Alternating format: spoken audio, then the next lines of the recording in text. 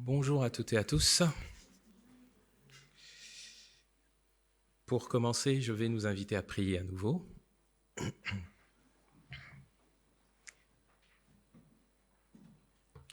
Nous voulons te remercier, Dieu Tout-Puissant, pour ce temps de partage et nous voulons nous remettre entre tes mains. Nous prions que tout ce qui occupe nos pensées au point de nous distraire de ta parole se taise, que nous soyons pleinement focalisés sur ce que tu veux nous dire en ce temps de partage et nous demandons que la vérité soit proclamée, que ton nom soit sanctifié et que nous ne partions pas comme nous sommes arrivés, mais que nous repartions avec un message de ta part, que nous puissions mettre en pratique pour la gloire de ton nom. Au nom de Jésus, nous avons prié. Amen.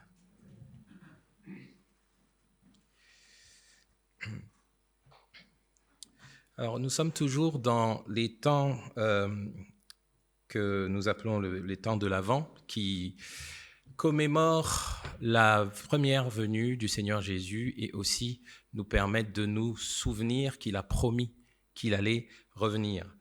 Et c'est dans ce cadre que nous avons choisi, entre responsables d'Église, d'apporter des messages qui tournent autour de ce thème, le thème de la nativité ou le thème de l'Avent. Je ne vais pas déroger à cette règle, même si peut-être à première vue, le texte que je vais partager ne semble pas en parler, mais nous allons voir que Dieu a probablement, très certainement, des choses à nous dire à travers de ce texte.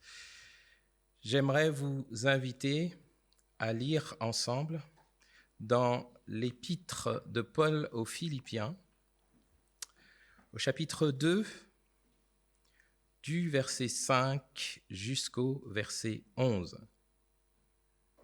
Philippiens chapitre 2, du verset 5 au verset 11.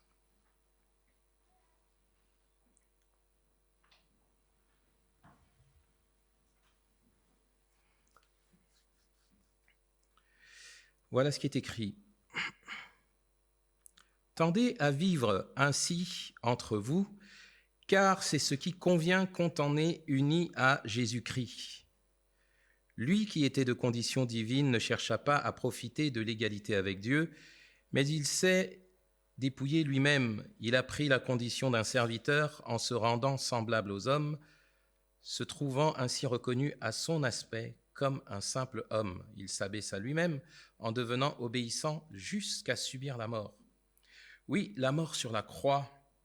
C'est pourquoi Dieu l'a élevé à la plus haute place et lui a donné le nom qui est au-dessus de tout nom, pour qu'au nom de Jésus, tout être s'agenouille dans les cieux, sur la terre et jusque sous la terre, et que chacun déclare « Jésus-Christ est Seigneur à la gloire de Dieu le Père. » Amen. C'est donc le texte que nous allons partager ce matin.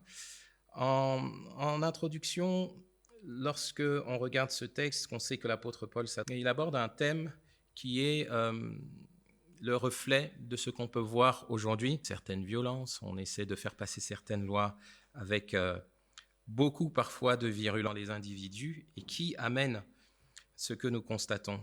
Ce quelque chose, c'est l'égocentrisme aujourd'hui, mais c'était aussi le contexte du monde à l'époque où l'apôtre Paul a écrit, ou encore la peur de perdre des privilèges. Et Paul, dans le texte qu'on partage, déclare en résumé ceci, il déclare quelque chose de radical. Ce sur quoi nous nous focalisons aujourd'hui, c'est la nativité. Donc avant, le texte que nous avons lu, si je vais au début du chapitre 1, ayez le même amour, une même pensée, et tendez au même but.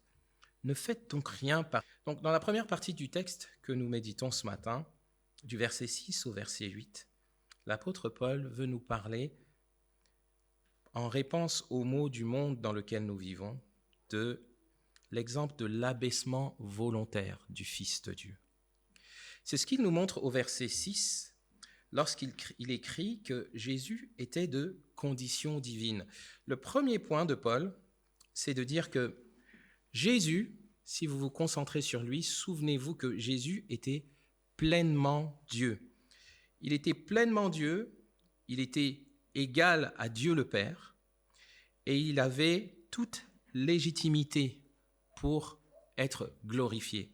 On peut le voir par exemple dans Jean 1, l'évangile selon Jean au chapitre 1, qui nous parle de Jésus. Ça dit, au commencement était celui qui est la parole de Dieu. Il était avec Dieu et il était Dieu lui-même. Donc le point de Paul, c'est de dire, considérez la personne de Jésus-Christ. Dieu lui-même, mais Dieu qui s'est fait chair. Dit aussi que Jésus-Christ était égal au Père. Il y a plusieurs passages dans la Bible où Jésus dit qu'il est égal au Père. Par exemple, lorsque ses contradicteurs venaient pour le questionner, il disait « Moi et le Père, nous sommes un », histoire de dire qu'il avait la même nature divine que Dieu le Père, qui était au ciel. Et c'est ce que Paul met en lumière. Il dit « Le personnage de Jésus-Christ, c'est un personnage qui est divin de tout temps. » Considérez ce personnage et considérez comment ce personnage s'abaisse volontairement. Il parle de Jésus comme quelqu'un qui ne part pas du bas pour gravir les échelons et arriver au sommet, mais il parle de Jésus comme quelqu'un qui était déjà au sommet, mais qui va s'abaisser. Il était au sommet, il était pourtant Dieu, nous dit le texte. Quoique il ait une condition divine, le texte dit « il ne regarda pas comme… alors dans certaines versions, vous avez « comme une proie à arracher » le fait qu'il soit de condition divine. Ça veut dire en fait que Jésus-Christ n'a pas considéré que parce qu'il est Dieu, il allait profiter pour son propre intérêt des privilèges dont il dispose en tant que Dieu. Dans certaines versions, peut-être dans la version Summer, vous avez « il ne chercha pas à profiter de l'égalité avec Dieu ». C'est ce que Paul est en train de dire. Voilà quelqu'un qui est très élevé en dignité, mais qui ne met pas en avant ses privilèges et surtout, il ne cherche pas à en profiter pour lui-même.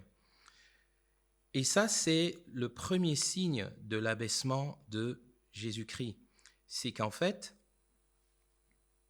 la première des choses que Jésus a considérées en venant sur terre, en devenant un homme, il a pris la décision qu'il n'allait pas vivre en se servant pour son propre intérêt de ses privilèges ou de ses pouvoirs. Il a renoncé, alors qu'il est le Dieu créateur, alors qu'il est le Dieu qui possède tout sur terre, il a renoncé à vivre comme quelqu'un qui était privilégié sur terre. C'est une décision qu'il a prise. Et Paul attire l'attention de ses lecteurs sur cette décision. Jésus-Christ Dieu dit dans l'Ancien Testament que s'il avait faim, il ne demanderait pas aux gens à manger, parce que tout lui appartient. Et pourtant, il a pris la décision de vivre comme quelqu'un qui avait faim, comme n'importe quel homme. Il a pris la décision de revêtir un corps humain, de rentrer dans le temps, lui qui existe de toute éternité. Donc il a renoncé à plusieurs privilèges comme ça, alors que ça aurait été beaucoup plus facile pour lui de tout garder. Mais la chose essentielle à laquelle il a renoncé, qui fait qu'on n'arrivait pas à voir quand on le regardait que c'était Dieu, c'est sa gloire.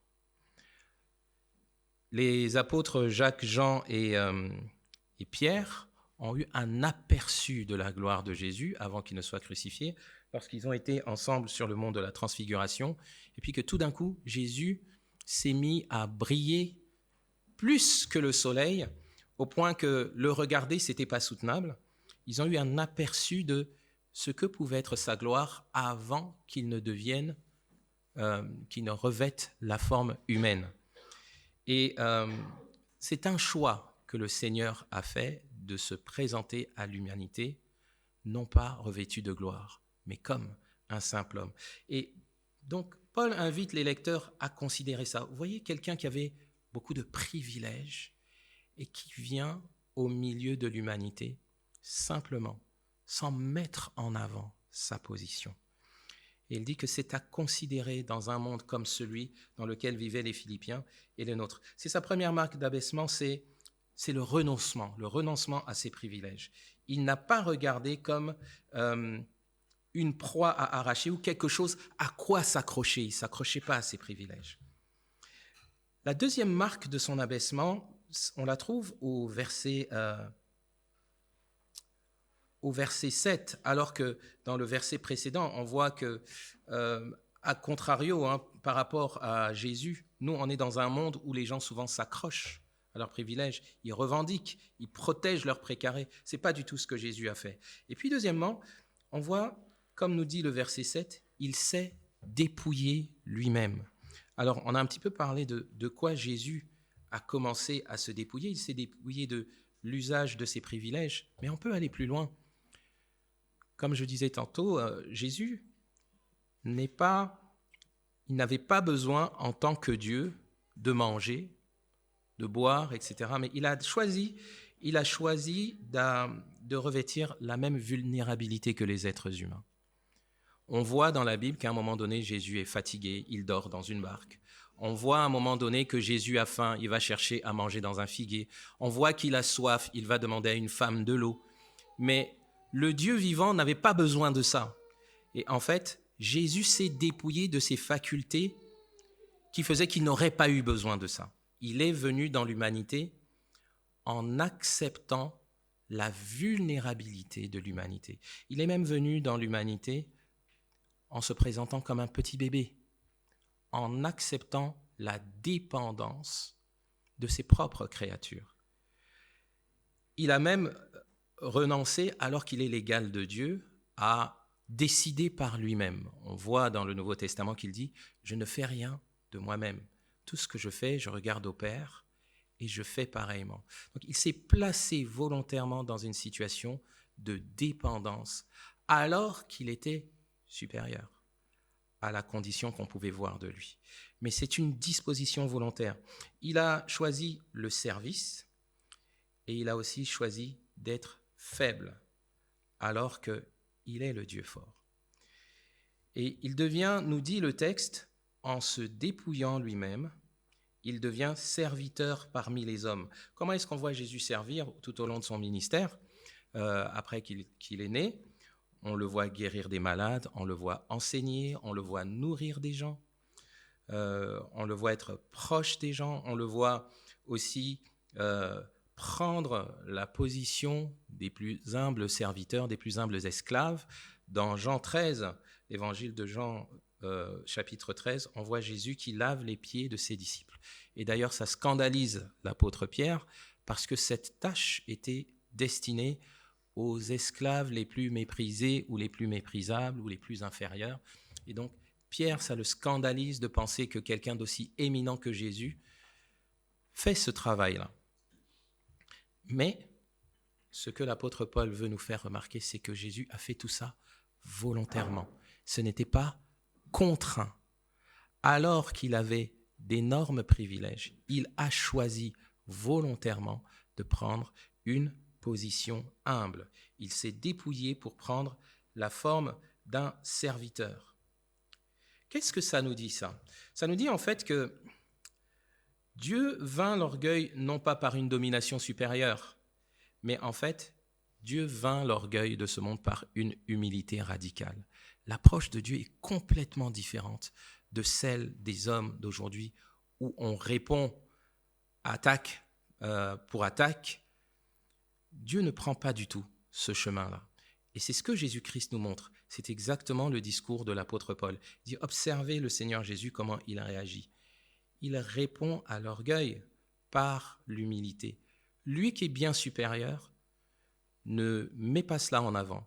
Il se fait volontairement inférieur. Au point qu'il s'est tellement abaissé qu'il était maintenant reconnu comme un simple homme. Reconnu comme un simple homme, au point que les gens même se demandaient qu'est-ce qu'il peut y avoir de Dieu chez cet homme. Le prophète Ésaïe décrit, en parlant du Sauveur qui devait venir, en parlant de Jésus, il dit qu'il n'y avait en lui aucune beauté, il n'avait rien pour attirer nos regards. Jésus-Christ, c'était pas, permettez-moi de le dire, c'était pas un beau gosse exceptionnel. Dans l'Ancien Testament, on parle de certaines personnes qui étaient des hommes qui étaient beaux. Il y avait le fils de David, je crois que c'était Absalom. Il était beau, et c'est écrit. Donc, le regarder, ça frappait les regards. Saül était grand de taille. Quand on le voyait, il culminait par rapport au peuple d'Israël. Il avait un physique qui en imposait. Jésus, pas du tout. Le roi des rois, le seigneur des seigneurs, n'est pas venu avec le physique de Monsieur Univers, etc. Pas du tout. Le commun des mortels. Et surtout, il était simple. Il n'est même pas venu comme quelqu'un de riche. Dans la société, il n'était pas dans la haute société, il était plutôt parmi les plus humbles, les plus pauvres. Voilà comment il est venu, si bien que c'était difficile pour certains de sortir du schéma qu'ils avaient sur comment allait être le Messie quand il allait venir. Donc il est arrivé comme quelqu'un finalement de sous-estimé, de banalisé, de méconnu, quelqu'un qui ne se met pas en avant. Si on marque une pause, voyez bien le chemin d'humilité du Seigneur Jésus. Devant Dieu, il s'est humilié. Il a dit, je ne vais pas utiliser mes privilèges divins pour mon propre compte. Il s'est humilié devant Dieu et il s'est ensuite dépouillé pour devenir semblable aux hommes. Et une fois qu'il était semblable aux hommes, il s'est humilié davantage. Parmi les hommes, il s'est fait parmi les plus humbles, au rang de serviteur. Mais ce n'est pas tout ce que nous dit le passage. Au verset 8, ça dit qu'il s'est rendu obéissant jusqu'à la mort, et même la mort de la croix. Dans l'échelle, si on peut dire, des classes de l'humanité, Jésus n'a pas occupé les rangs les plus éminents, il a occupé les rangs les plus humbles, et même alors qu'il était parmi les personnes moralement irrépréhensibles, il a accepté par humilité d'être classé au rang des personnes moralement répréhensibles. Parce que lorsqu'on dit qu'il a accepté, il a été obéissant jusqu'à la mort, c'est parce que Jésus-Christ est mort condamné comme un criminel. Le texte nous révèle que, alors que c'était quelqu'un d'éminent, il a accepté d'assumer une position honteuse, être traité comme un criminel. Alors que ce n'est pas du tout ce qu'il méritait. Mais il l'a fait par obéissance envers Dieu le Père, et par humilité, surtout par amour.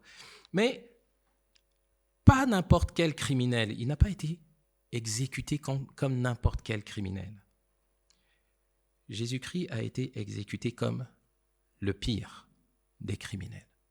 La crucifixion, c'était considéré comme la pire des morts. C'était considéré comme la pire des morts, non pas seulement dans le monde séculier, parce que c'était réservé au pire des brigands, la crucifixion, et c'était cruel. Lorsque quelqu'un était crucifié, il souffrait atrocement, mais c'était aussi considéré comme la pire des morts par les Juifs, parce qu'on était pendu au bois. Et dans Deutéronome, au chapitre 21, il est écrit que celui qui sera pendu au bois sera considéré comme maudit.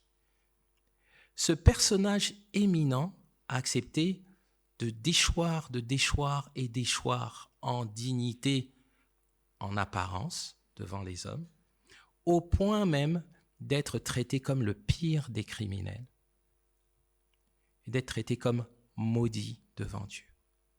Mais il y a quelque chose qui est important, et le mot qui nous intéresse dans toute cette première partie du texte, c'est « il l'a fait par obéissance ». Autrement dit, toute cette apparente déchéance du Seigneur Jésus, le mot déchéance n'est pas tout à fait approprié, c'est une humiliation volontaire. Il l'a fait parce que Dieu le Père le lui a demandé. Et pourquoi est-ce que Dieu le Père le lui a demandé ? C'est tout le sens de la nativité. Jésus est venu pour sauver des gens qui étaient perdus. Et ça avait un prix pour qu'il puisse nous sauver, nous qui étions pécheurs, il fallait qu'il puisse s'humilier. Il fallait qu'il accepte de vivre dans une condition inférieure. Pas comme Dieu, pas comme le plus privilégié des hommes, pas comme le moins privilégié des hommes, mais comme le pire des criminels. C'est comme ça que le Seigneur Jésus a obtenu le salut de l'humanité, par humilité. Et l'apôtre Paul dit à ses lecteurs, et il nous parle à nous, il dit, le monde d'aujourd'hui qui est marqué par la guerre, par l'égocentrisme, l'est par manque d'humilité. Si vous voulez voir quel est le chemin de l'humilité, regardez le Seigneur Jésus. Le Seigneur Jésus a obtenu la réconciliation entre l'humanité et Dieu. Les hommes ne pouvaient pas se réconcilier avec Dieu. Le chemin de la réconciliation, c'était que Dieu lui-même s'humilie pour venir nous chercher là où nous étions. C'est tout le sens de la nativité, de l'incarnation du Sauveur. Il est venu, pourquoi ? Toute sa démarche commence avec l'incarnation quand il devient un petit bébé, mais ce n'est que le début d'une démarche plus vaste. Parce que la finalité, c'est qu'il est venu pour sauver. Et pour sauver, il fallait qu'il s'humilie. Pour réconcilier, pour unir, il fallait que quelqu'un s'humilie. C'est ce que l'apôtre veut montrer au lecteur. Il faut s'humilier pour aller vers le chemin de la réconciliation. Et la nativité nous parle de l'humiliation volontaire du Dieu vivant en notre faveur. C'est ce dont nous devons nous souvenir. C'est bien plus qu'une fête où nous attendons qu'on nous offre des cadeaux ou peut-être nous prenons aussi l'opportunité d'offrir des cadeaux. C'est plus que cela. La nativité parle de la nécessité de s'humilier, le véritable amour qui se manifeste dans l'humiliation volontaire pour le bien d'autrui. Voilà ce dont nous parle la nativité. Et parce que le Seigneur Jésus a fait cela, parce qu'il a obéi à son Père au point d'être traité comme le pire des criminels, la deuxième partie du texte nous dit comment Dieu répond à celui qui s'humilie volontairement, par amour pour autrui. Au verset 9, il est écrit « C'est pourquoi Dieu l'a souverainement élevé » ou encore « Dieu l'a élevé à la plus haute place ».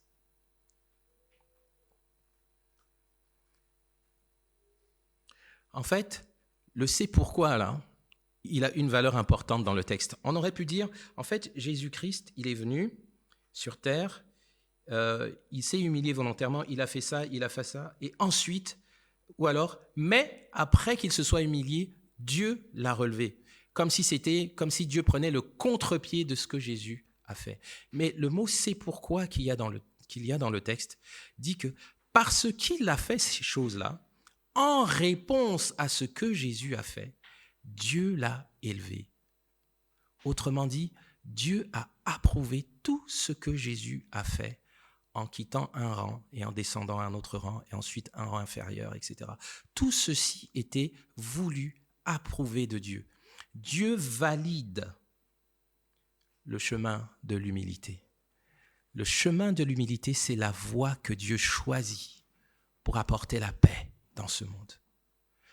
Il n'est pas comme ceux qui réclament dans la presse qu'on leur décerne des prix Nobel, parce que soi-disant, ils auraient apporté la paix en échange de certains privilèges. Ça, c'est pas le Dieu vivant. Et ces mêmes personnes se revendiquent du Dieu vivant. C'est une honte, je vous le déclare. C'est une honte. C'est une honte. Il ne faut pas s'associer à ça. C'est une honte.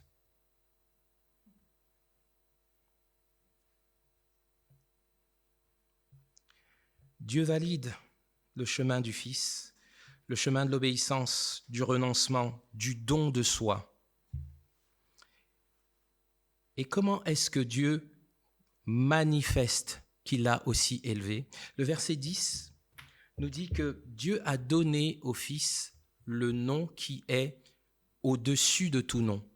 Il n'a pas donné un nom au-dessus de tout nom, il a donné le nom qui est au-dessus de tout nom, dans un but ou dans deux buts. Le but, c'est que tous reconnaissent que Jésus-Christ est celui qui détient l'autorité suprême, c'est-à-dire qu'il est Seigneur. Nous avons entendu lors de dernières prédications que, à l'époque des apôtres qui ont écrit ces textes, il y avait plusieurs empereurs terriens, empereurs humains, qui se revendiquaient le nom de Seigneur, comme s'ils étaient au-dessus de tout.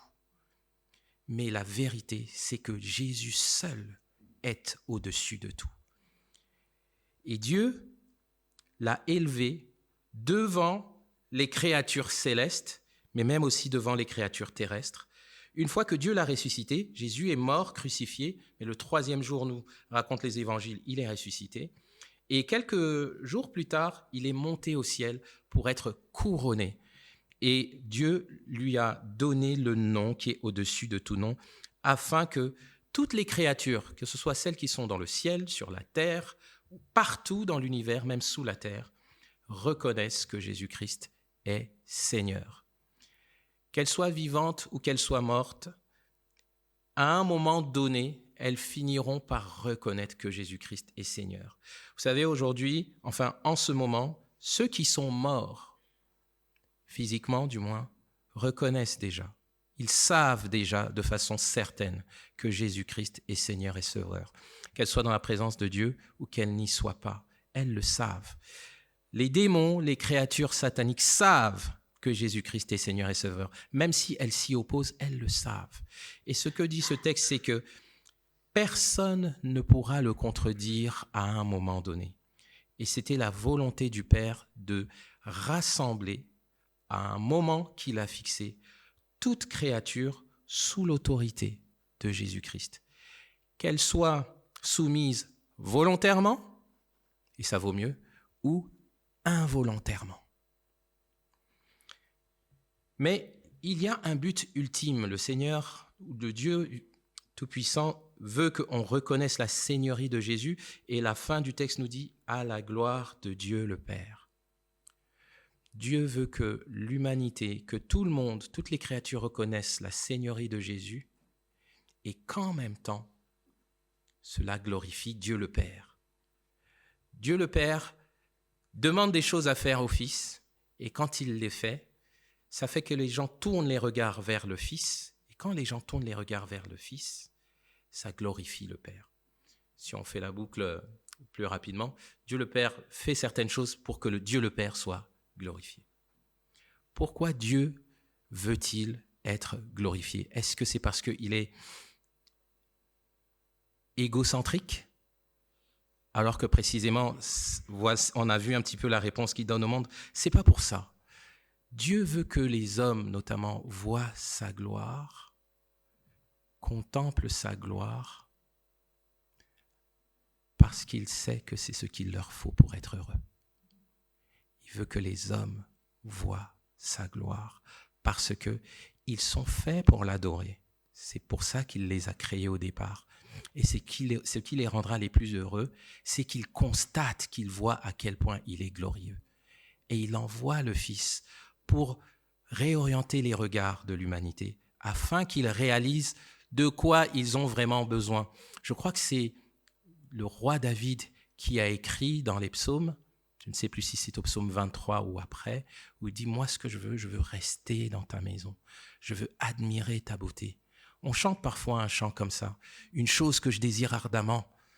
Je désire admirer ta beauté, apprendre à te connaître. David percevait qu'il n'y a rien de plus beau, il n'y a rien de mieux que de se retrouver en présence, dans l'adoration du Dieu vivant. Et Dieu sait que c'est de ça que ces créatures ont besoin.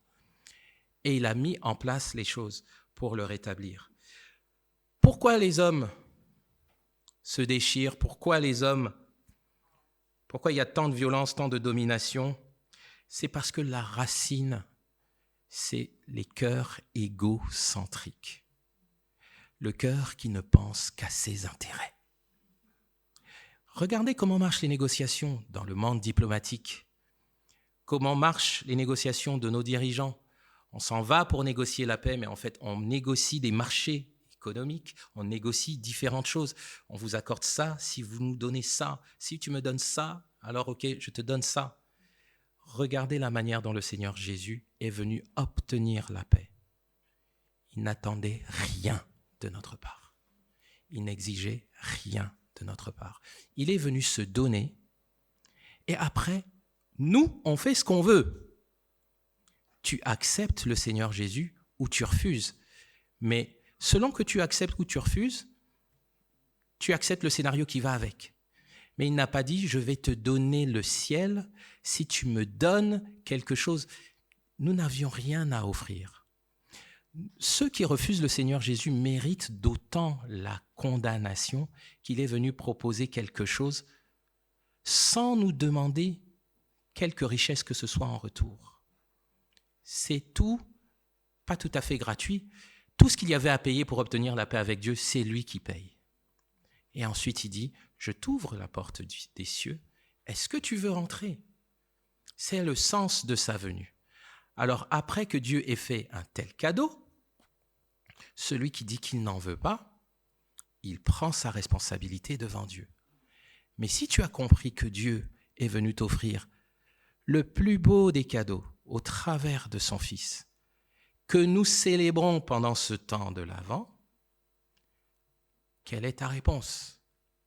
Est-ce que ta réponse c'est d'accepter le cadeau, la vie de Jésus-Christ offerte à la croix, ou alors ta réponse ce sera non, je ne veux pas. Dans un cas comme dans l'autre, il y a des conséquences. L'apôtre Paul nous recommande d'imiter le Seigneur Jésus-Christ, mais pas seulement, il nous recommande aussi d'accepter le Seigneur Jésus. Et donc, que nous dit ce texte? En résumé, à un monde qui est enfermé dans la guerre et l'égocentrisme, Dieu répond non par la force, mais par l'humilité incarnée, non par la domination, mais par le service, non par la prise de force, mais par le don. Et il nous invite dans l'Église à réfléchir à cette façon de réagir. Pas seulement dans l'Église, mais aussi, même par rapport au monde.